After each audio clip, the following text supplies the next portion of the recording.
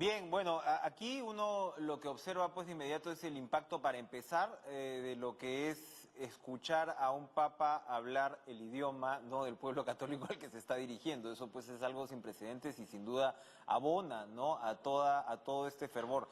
Era casi tan impactante ver al Papa como ver el rostro de las personas cuando él aparece por el balcón. Y hemos escuchado y visto este breve mensaje con el sacerdote jesuita de la Universidad Antonio Ruiz de Montoya, Edwin Vázquez Gersi, a quien le agradecemos su presencia hoy. Buenos días, padre, ¿cómo está? Buenos días, Enrique, gracias por la invitación.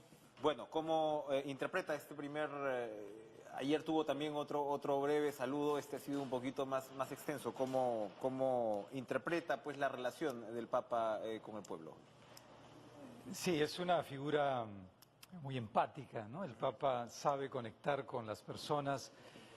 Yo creo que es producto, hay algo espontáneo en él, sin duda, es su personalidad, pero creo que también hay algo aprendido en el mejor sentido, ¿no? 19 años como obispo, arzobispo de Buenos Aires, contacto directo con la gente. Leía por ahí en el Clarín, una de las muchas notas que se ha publicado, ¿no?, cura de barrio con vena política, también lo han definido así, es decir, Sí, en el buen sentido, sí, ¿no? por supuesto. Claro que sí, en el sentido amplio de la palabra, de interés por el bien común, interés por la vida de la sociedad.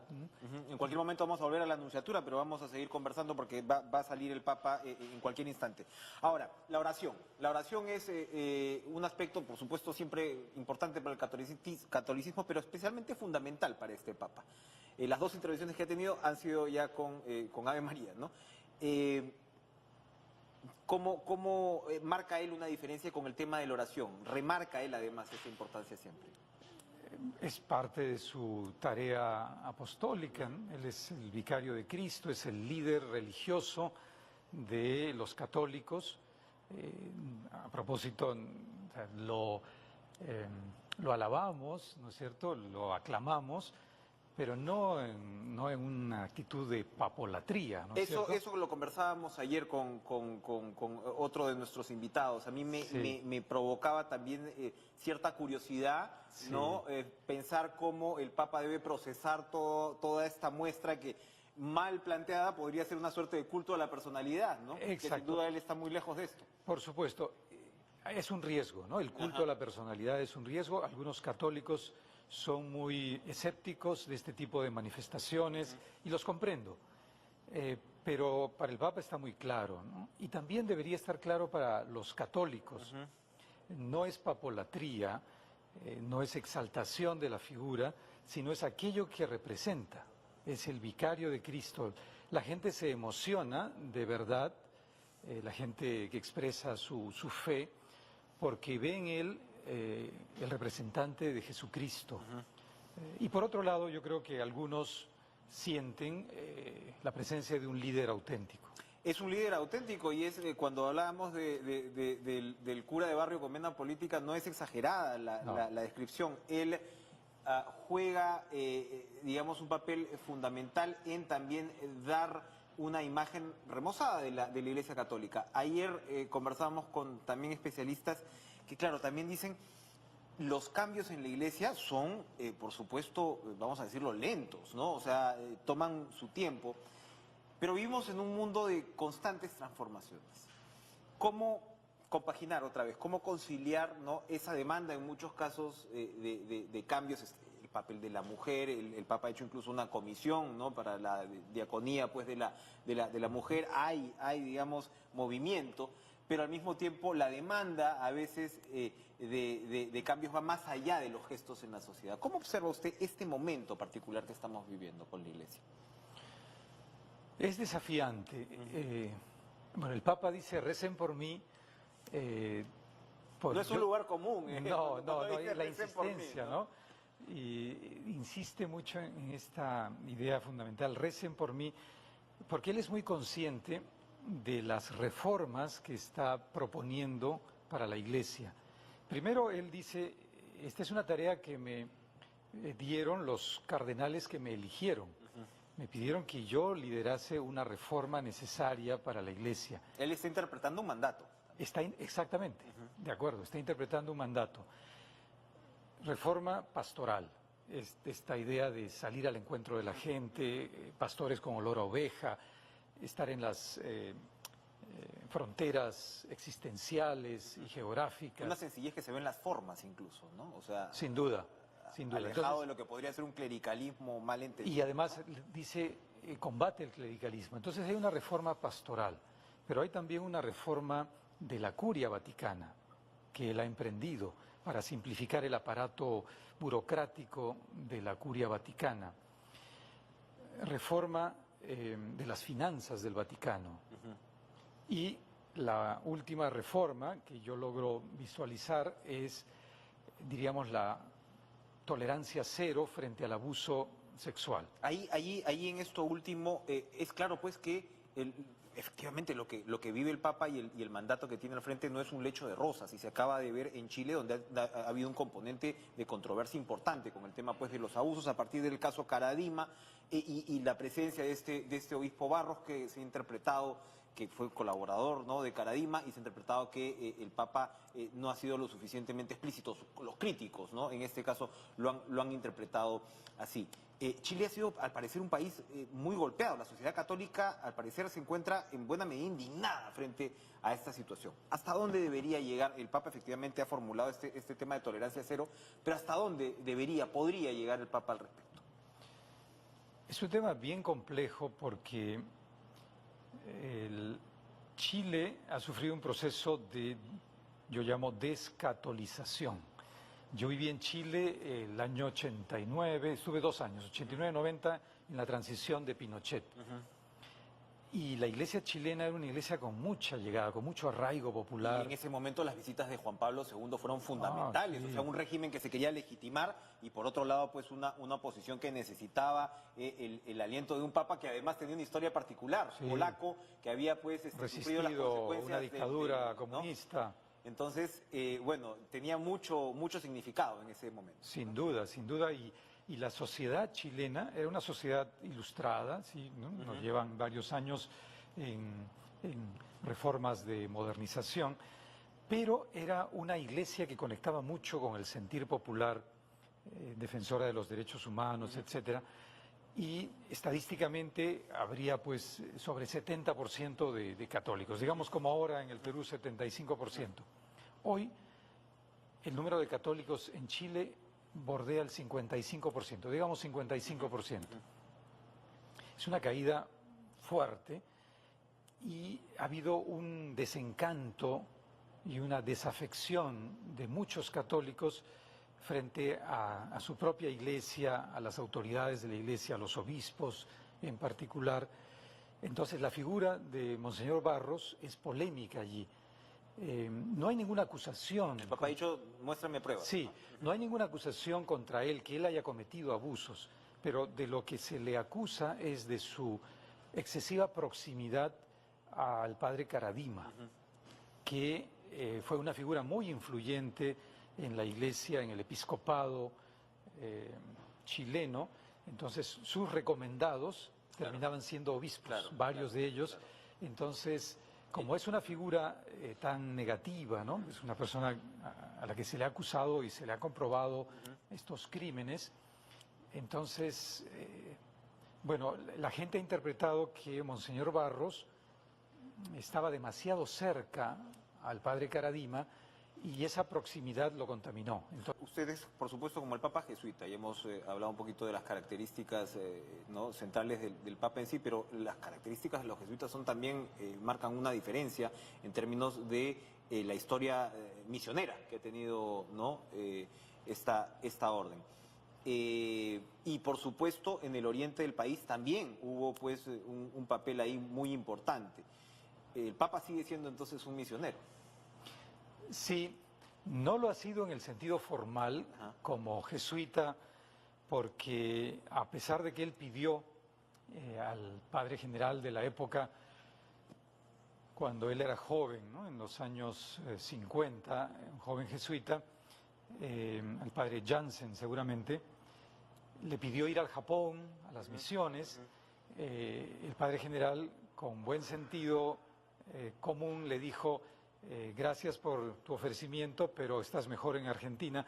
tenía un problema de salud, ¿no? Un pulmón dañado y probablemente no hubiera sido muy bueno para las misiones por sus problemas de salud. Ahora que habla de Japón, sencillamente un paréntesis, uno recuerda esta película de Scorsese, El Silencio, ¿no? Sí. Que es precisamente de la dramática historia de las misiones jesuitas en el Japón, ¿no? Sí, Y es una cómo, excelente película. ¿no? Y cómo pudieron incluso sobreponerse pues a las realidades más brutales, ¿no? Sí. Por algo el Papa querría también reproducir esa experiencia. Pero entonces le dicen, ¿se queda usted en Argentina? Sí, se queda en Argentina y en ese sentido no ha sido misionero, como, digamos, los primeros jesuitas que llegaron al Perú en 1568. 450 años. Este año celebraremos... ¿Ustedes están celebrando de qué manera? Así es, ¿no? Es una coincidencia, una feliz coincidencia, pero una vez que pase la visita del Papa, los jesuitas comenzaremos con intensidad a hablar de los 450 años. Teólogo, filósofo, no es reconocido, digamos, con un alcance académico de repente como el del Papa Ratzinger, ¿no? Precisamente por esa dimensión pastoral que ha tenido. Pero el jesuita siempre está muy ligado no solamente a esta dimensión pastoral y a su relación con los fieles, sino a la academia también. ¿Qué podemos decir del Papa académico? Las encíclicas nos han demostrado que sabe de lo que habla, ¿no? Sin duda. No es un académico en el sentido fuerte de la palabra, como lo fue el cardenal Ratzinger, el Papa Benedicto. Era un teólogo de polendas, ¿no? Las encíclicas del Papa Benedicto, inclusive la última, que aparece con el nombre de Francisco. Que está en realidad escrita a 4 manos, entiendo yo. Exactamente, pero las ideas centrales son del Papa Benedicto. No pudo publicarla porque le ganó el tiempo. Es un perfil diferente. Yo creo que son perfiles diferentes, claramente. El Papa Benedicto era un académico, nunca tuvo una diócesis con trabajo pastoral.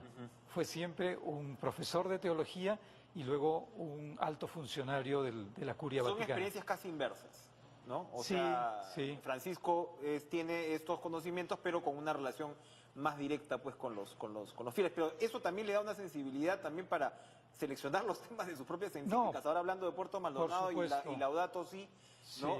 Ha dado en el clavo. Sin duda, y es un documento muy bien escrito. Los especialistas, conversaba yo con el director de nuestra Escuela de Economía y Gestión Ambiental, el profesor Elgegren, y él me decía con conocimiento científico que era un documento muy valorado por la academia, porque ha sido muy bien asesorado, que toca de manera científica los puntos centrales de la problemática ambiental. No divorcia la ciencia de la fe, ¿no?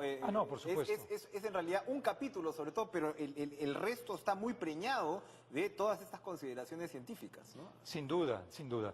Por supuesto, habrá algunos temas discutibles, no es un consenso en todos los temas, pero las ideas centrales están bien fundamentadas. Y luego él articula bien la propuesta pastoral. Ese es el tema sin duda ambientalista que nos va a llevar mucha atención en estos días. Pero otro punto en el cual se ha interesado muchísimo Francisco es con el asunto de los migrantes, la crisis de los migrantes. Casi que su primera manifestación a la hora, ¿no?, de ser papa fue dirigirse a los migrantes, por supuesto, en una situación crítica que vive Europa pues, con toda esta crisis humanitaria. En el Perú y en nuestro continente ya tenemos una crisis prácticamente de carácter humanitario con el hermano país de Venezuela. Sí. El Papa se ha interesado antes, ¿no? Por supuesto, lamentablemente pues hubo gestiones que no llegaron a buen fin porque sencillamente la situación política es incontrolable. ¿Podemos esperar también algún tipo de alusión a Venezuela en estos días? Es sin duda una de las situaciones vecinales más críticas para nosotros. Es una pregunta que yo me he hecho. Me he preguntado en estos días si escucharemos, disculpe, en las palabras del Papa, 2 términos, ¿no? Venezuela e indulto. Sin duda, claro. Y creo que no, creo que no. Tomando en cuenta además que en el caso del Perú ha sido probablemente el país que con mayor celeridad le abrió las puertas a los venezolanos. Sí. Y Kuczynski ahí sí marcó una diferencia Por con supuesto. respecto no solamente a su predecesor, sino al resto de gobierno. Sí, ¿no? yo creo que hay que alabar al presidente Kuczynski y a su gobierno el liderazgo en el tema Venezuela. Pero usted cree que no se va a referir el Papa a esto. No lo creo. No creo que haya el espacio, salvo alguna circunstancia, pero cuánta pena me dio ver el incendio hace un par de días de esta vivienda donde había un grupo de venezolanos. Yo vivo en Pueblo Libre, debajo de la puerta de mi casa me entregaron un volante: venezolanos organizados en Pueblo Libre. Es una realidad, tenemos miles de venezolanos aquí y qué bueno que podamos echarles una mano. Vamos a ir en cualquier momento con las declaraciones del cardenal Juan Luis Cipriani, pero usted piensa que tampoco se va a pronunciar la palabra indulto, que seguramente es algo que el presidente Kuczynski sí quisiera ¿no? Escuchar, porque usted dice, claro, hay que alabar al presidente Kuczynski por su política con los venezolanos. Hay muchos peruanos que no lo alaban hoy precisamente por la forma como se ha dado el indulto. El tema de la reconciliación, por supuesto, es un término muy ligado al catolicismo y a la fe y a los valores centrales pues, que el Papa profesa. Y hay quienes dicen, no, acá no se aplica pues un valor como este en esta discusión. El Papa también viene de un país donde los crímenes contra los derechos humanos pues no han sido ni poca cosa y su juzgamiento tampoco, ¿no? En el caso de un dictador como Videla, él salió, volvió a entrar a la cárcel, murió en esas circunstancias y es muy sensible para la vida argentina. El Papa, yo no sé, ¿no? En algún momento se le ha calificado de peronista, yo no sé si lo sea o no lo sea, pero sin duda no representa pues ese rechazo a lo que fueron las dictaduras militares en este caso. ¿Por qué no hablaría del indulto en nuestro país? Del indulto Alberto Fujimori. Ya se ha vuelto el indulto, ya se ha vuelto la palabra, no, ya no es necesario ni siquiera pronunciar un apellido. ¿Por qué no se referiría según su pronóstico? En primer lugar, no se referiría al indulto, me parece, porque él es, además del jefe de la Iglesia Católica, del vicario de Cristo, él es jefe de un Estado, el Estado Vaticano. Entonces hay cuestiones diplomáticas que tienen que tomar en cuenta, ¿no? Entonces creo que se vería desde... Es un tema que está muy vivo. Desde la Cancillería, ¿no? Podría verse como una intromisión. ¿Cómo se están llevando las relaciones internacionales del Vaticano? ¿El Papa ha marcado cambios con respecto a esto? No, básicamente no. Sigue siendo la figura diplomática. No hay cambios importantes. El Papa trata... El canciller Parolin, creo que es el cardenal que ve El secretario de Estado del Estado Vaticano es el cardenal Parolin, exactamente, que además tiene un vínculo especial con nuestra realidad. Él fue nuncio apostólico en Caracas. Conoce muy bien. Ya en la época del gobierno de Chávez, y conoce bien las realidades de América Latina, es el secretario de Estado. Y el nuncio apostólico, Monseñor Girasoli, es el embajador del Papa en el Perú. Entonces hay formas diplomáticas. Yo creo que por esa razón fundamental no se referirá directamente ni para beneficiar a unos ni desprestigiar a otros. Creo que evitará el tema, pero sí hablará de la corrupción. Que es una preocupación central para él y lo ha expresado muchísimo, como el gran mal de nuestros tiempos, ¿no? Sí, el gran mal para algunos de América Latina. Violencia delictiva, violencia común y corrupción. Dos grandes problemas de América Latina. Nosotros nos escandalizamos de las matanzas en Estados Unidos, es una barbaridad, ¿no? Un loco que mata a 50, 100 personas.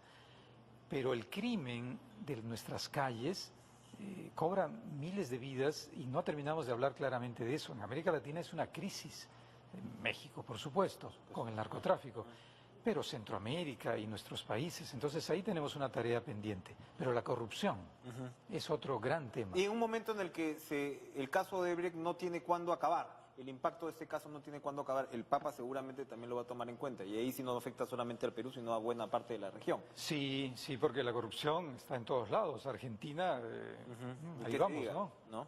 Pero el tema yo creo que será central, seguramente en Las Palmas hablará de la necesidad de combatir la corrupción, de la honestidad como un valor, no solamente un valor cristiano, un valor civil, social. Padre Edwin Vázquez, el Papa Francisco acaba de tuitear hace un par de minutos. Vamos a ver qué cosa es lo que nos dice por las redes sociales, ¿no? En estos momentos. A ver, cada vida cuenta desde el principio hasta el final, desde la concepción hasta la muerte natural. Bueno, aquí también yo creo que hay un mensaje que tiene que ver, ¿no?, con la posición frente al aborto. El Papa Francisco ha sido sumamente activo, es sumamente activo en las redes sociales. Eso marca otra diferencia también.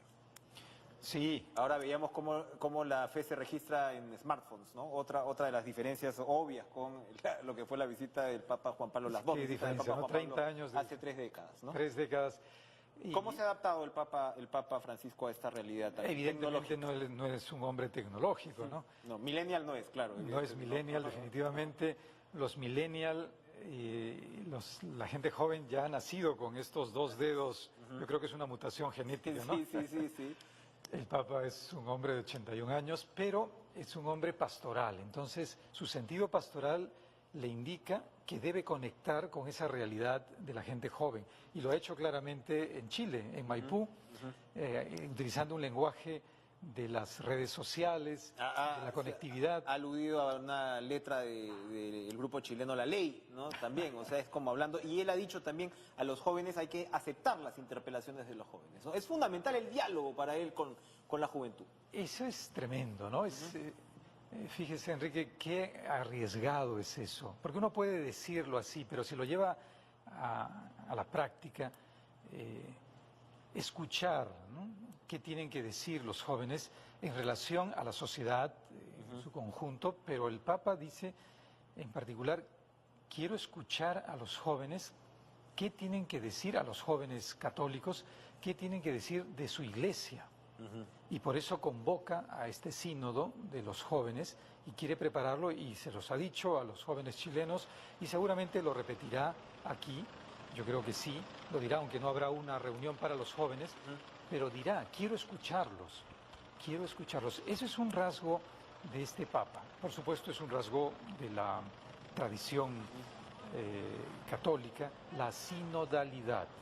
El Papa quiere escuchar muchas voces. Él con su autoridad podría imponer algunas cosas, no lo hace, porque él sabe que el Espíritu Santo no solamente actúa a través de él, sino a través de otros. Pero es que, padre, ahí volvemos a otra característica fundamental jesuita, que es la famosa palabra que estamos pronunciando en estos días, que es discernimiento. Y en muchos casos, de repente, estos problemas, por ejemplo, que pasa a la iglesia en Chile, que no tienen solamente, ¿no?, que ver con los escándalos de abusos y demás, sino que de repente hay un pueblo católico cada vez más educado también, con cada vez mayores ingresos, que es otro de los cambios de América Latina en los últimos años, que considera que la iglesia no se ha entregado a ese discernimiento como debería. Muchas discusiones centradas, por ejemplo, en el tema de la situación de los homosexuales. Bueno, en el aborto el Papa nos acaba de recordar que frente a eso sí la Iglesia tiene una posición única, ¿no? Y no se ha movido ahí, pero en el discernimiento pareciera que el Papa ha logrado, no sé, dígame usted, ha logrado mover el reflector, ¿no? No sé si cambiar de fondo la situación, pero mover el reflector. Eso muchas veces hay sectores que han resentido, por ejemplo, del cardenal Juan Luis Cipriani, que es el jefe de la iglesia en el Perú. No le voy a pedir que usted me diga qué tan lejos o qué tan cerca puede estar el Papa Francisco de Cipriani. Pero realmente el Papa sido exitoso en mover esa discusión, está haciéndolo, es un interés, debería hacerlo. Sí, algunos dicen que es una característica de su vocación, de su ser jesuita. Por supuesto, algo de eso influye, ¿no? Evidentemente el discernimiento es una característica de la identidad jesuita. Está llegando el Papa al grupo aéreo, en cualquier momento vamos a volvernos en la zarcilla, por favor. Sí, pero yo creo que es ese sentido pastoral. El Papa Francisco es un hombre pastoral que tiene muy clara cuál es su misión. Él quiere que la Iglesia cumpla su misión. Y le preocupa cuando la Iglesia se distrae en cosas secundarias. Por ejemplo, el clericalismo es algo secundario para él, y por supuesto que lo es. Y dice no al clericalismo, dice seamos auténticos, transmitamos la fe cristiana con simplicidad, con autenticidad. Ese es un desafío, escuchar a los jóvenes va en la misma dirección. Los jóvenes en su autenticidad, una característica de la gente joven, luego con el tiempo la perderán, esa autenticidad es importante para la Iglesia porque nos recuerda en qué nos estamos distrayendo. Entonces, el foco está puesto en el discernimiento, sin duda, pero es escuchar muchas voces. El Papa es consciente que él tiene una autoridad, por supuesto, y es consciente que su misión significa discernir la acción del Espíritu en sí mismo, pero también en otros, en sus hermanos del episcopado, pero también en el pueblo de Dios, en los laicos. Entonces ahí toma una palabra que usted ha dicho, un laicado más empoderado, más formado, más educado. Creo que nos hace falta.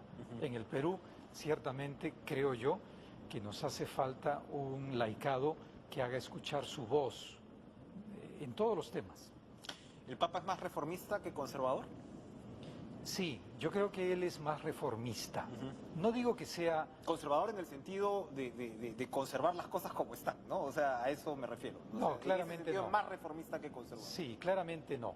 La imagen que teníamos los jesuitas antes de que fuera electo Papa era más bien de un hombre conservador, en el sentido tradicional. O sea, dentro del jesuita era un conservador doctrinal, digamos. Sí, no era de la teología de la liberación. Sin duda.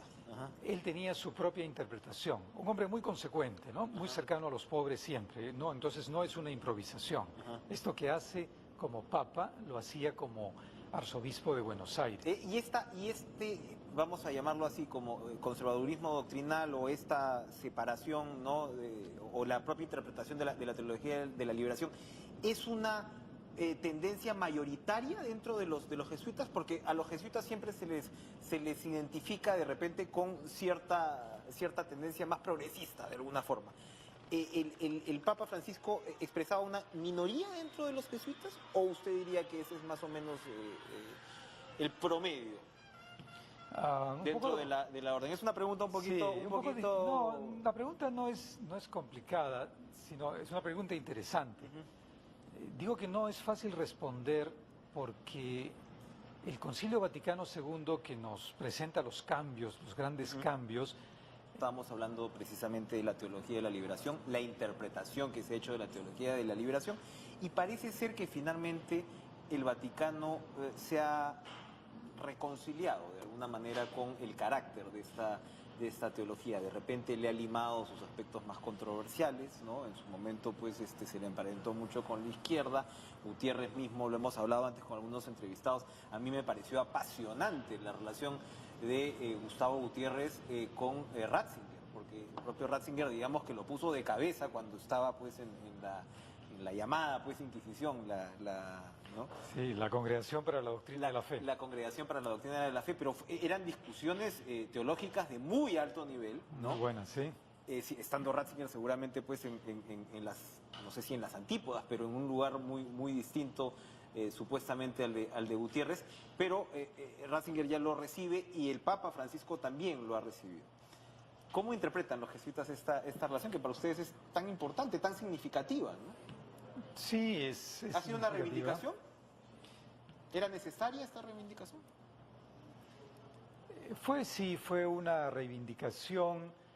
Yo creo que es una reivindicación de la figura de Gustavo Gutiérrez, pero en relación al mismo Papa Francisco, por esa historia personal del Papa Francisco como arzobispo de Buenos Aires y antes como jesuita provincial en los años 70 en Argentina, en que él tomó distancia de la teología de la liberación. Él no se consideró un seguidor de la teología de la liberación y él trató de desarrollar una propia opción de teología de los pobres, teología cercana a los pobres.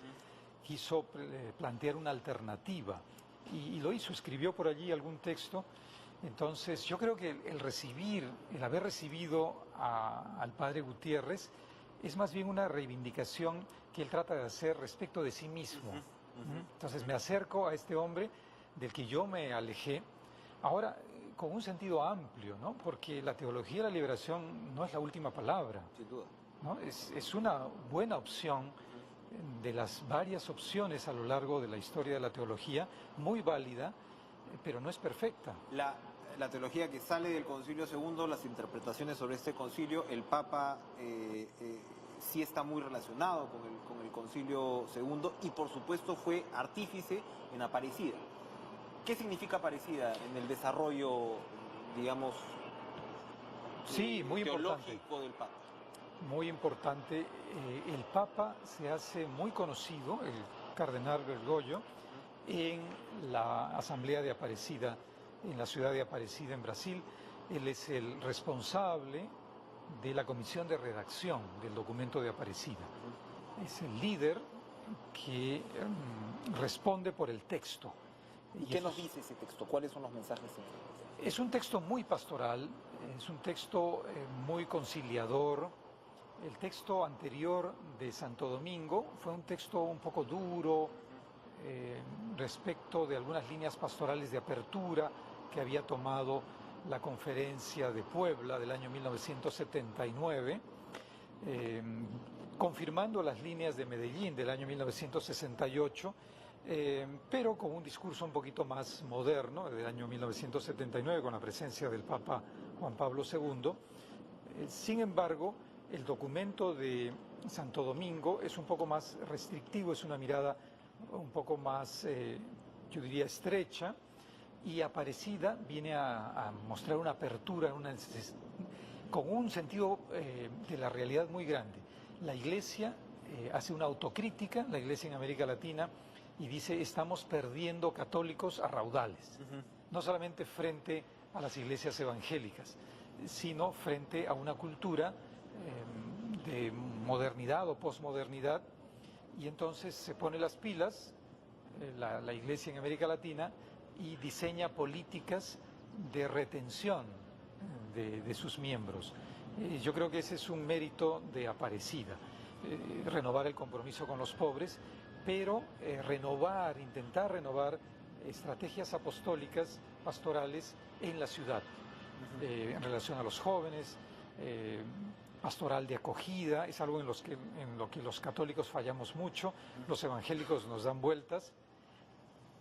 Acogida. Vemos Sale justamente sale. el avión está despegando para este vuelo de 1:20, ¿no? Que lo va a llevar a Puerto Maldonado. Y detrás del avión los aviones militares. Los Mirage, efectivamente. Que vienen de Arequipa. Así es. De la base La Joya, creo. La Joya, una base secreta de la época del gobierno militar.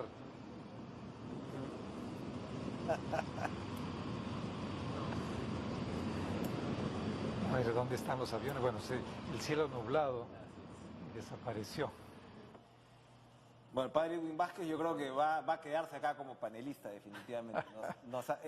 Para finalizar, decía usted, los evangélicos les han dado vuelta al tema de acogida, por ejemplo. Por supuesto. Y marca pues un desafío importante, porque por un lado tienes esta sociedad moderna, laica, que de repente se aleja de la fe, o la fe tiene menos importancia que en otros momentos, y por otro lado tienes la emergencia, ¿no?, de colectividades como las evangélicas, que más bien están para el otro lado, que refuerzan, ¿no? Entonces, pararse en un centro tampoco tiene que ser fácil en circunstancias para retener pues fieles. Ese seguramente es uno de los desafíos centrales y una de las preocupaciones centrales para el Papa Francisco. Sin duda, esa es una tarea para él clarísima, es retener a los fieles en la comunidad cristiana católica, pero no a cualquier precio. Yo estoy completamente de acuerdo con el Papa.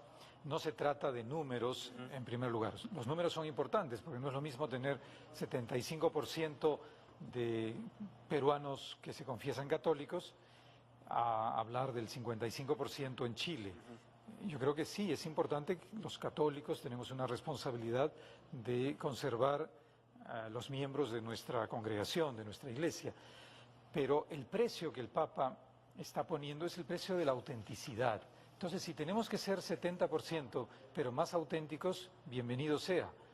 Y yo creo que el mensaje es de autenticidad. O sea, no apunta a un catolicismo light, entonces. El que no, está esperando eso se equivoca.